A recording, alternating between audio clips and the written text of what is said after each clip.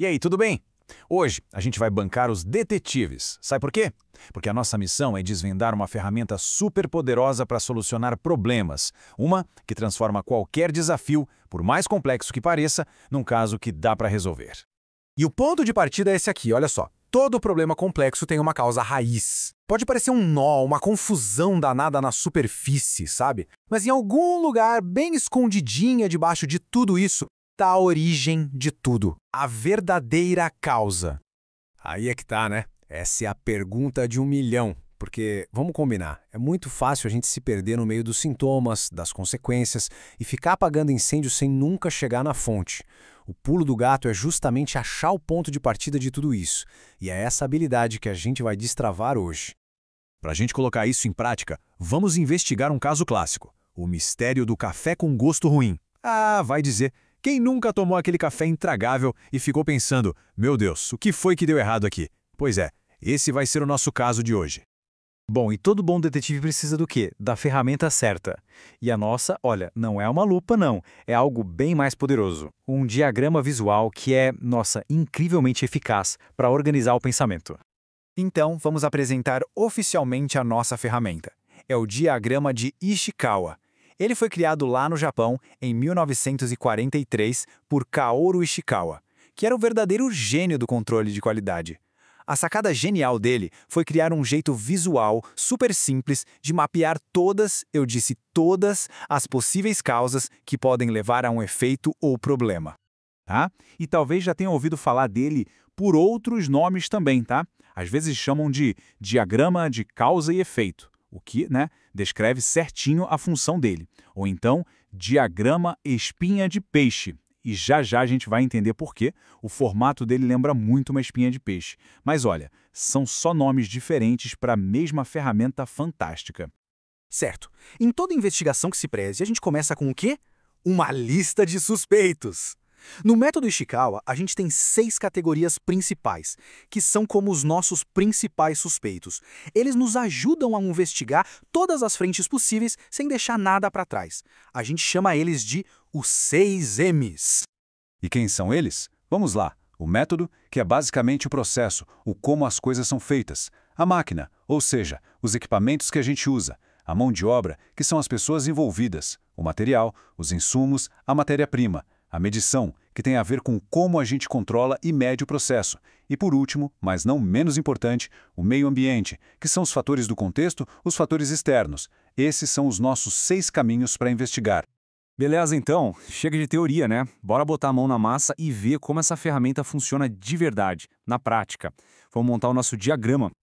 O processo é bem direto, bem passo a passo. Primeiro de tudo, a gente precisa definir o problema com clareza. Esse problema vai ser a cabeça do nosso peixe. Depois, o ideal é juntar uma equipe que entende do assunto para fazer um brainstorming.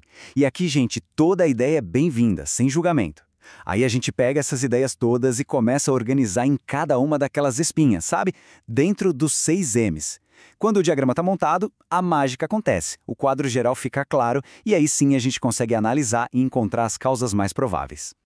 Ok, então, vamos aplicar isso agora no nosso mistério do café. De volta para o nosso café ruim, vamos começar o brainstorming em interrogar cada um dos nossos 6 suspeitos um por um. Bora ver que pistas a gente encontra. Vamos começar pelo primeiro suspeito, mão de obra. Será que a pessoa que preparou o café, sei lá, seguiu o procedimento errado ou de repente estava com pressa e fez tudo correndo?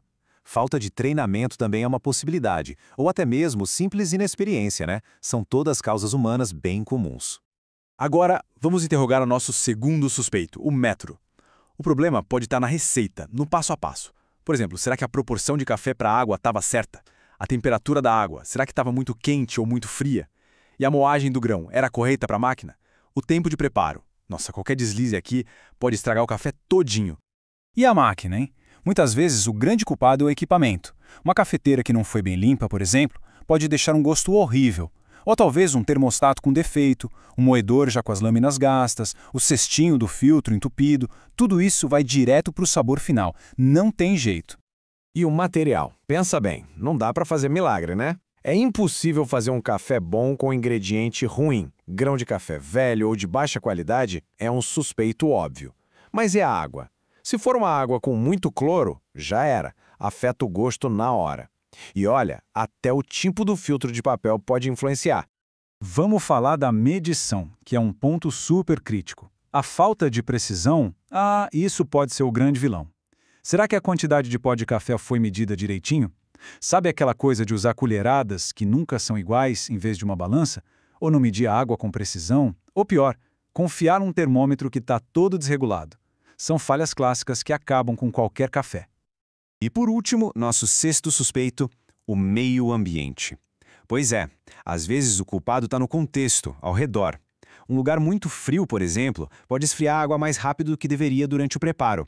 Muita umidade no ar pode estragar os grãos que estão guardados. E quer ver outra? Até uma iluminação ruim na cozinha pode fazer a pessoa cometer um erro bobo no processo. Ok, a gente já juntou um monte de pistas. Agora chegou o momento da verdade. Juntar todas as peças, olhar para o nosso quadro de evidências e finalmente decifrar o que ele está dizendo para a gente. E olha só o resultado da nossa investigação. Todas aquelas possíveis causas que antes estavam soltas e confusas na nossa cabeça, agora estão ali, organizadinhas visualmente. Isso é o diagrama espinha de peixe em ação. Deixou de ser só uma lista de problemas para virar um mapa claro de todas as possibilidades. E exatamente aqui que a mágica acontece. Com tudo organizado desse jeito, a equipe pode conversar, enxergar conexões que não via antes e começar a priorizar. Talvez a cafeteira suja, junto com os grãos velhos, sejam os maiores suspeitos aqui. A solução começa a ficar muito, mas muito mais clara. No fim das contas, o ponto é esse. O diagrama de escala pega toda aquela bagunça, aquela ansiedade de um problema que parece impossível e transforma em clareza, em organização. Ele basicamente entrega um mapa, um caminho claro para encontrar soluções. Então, o mistério do nosso café ruim foi solucionado. Mas o poder dessa ferramenta, claro, vai muito além da cozinha. Dá para usar isso para qualquer desafio, sério. Desde um projeto super complexo no trabalho até um problema pessoal que está te tirando o sono. A grande questão que fica agora é: qual vai ser o primeiro mistério a ser solucionado?